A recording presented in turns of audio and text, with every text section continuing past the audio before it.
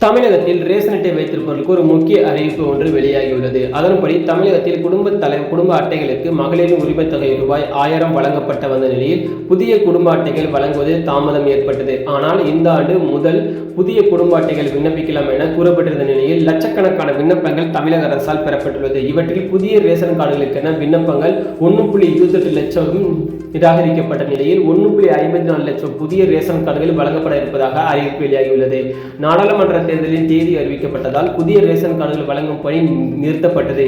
இதனை அடுத்து கடந்த செப்டம்பர் மாதம் முதல் புதிய ரேஷன் கார்டுகள் வழங்குவதற்கான பணியை தமிழக அரசு மீண்டும் தொடங்கியுள்ளது. 2.80 லட்சம் விண்ணப்பங்கள் வந்துள்ளதால் ஒவ்வொரு விண்ணப்பத்தையும் சரியான முறையில் அதிகாரிகள் பரிசீலித்து செய்து வருகின்றனர்.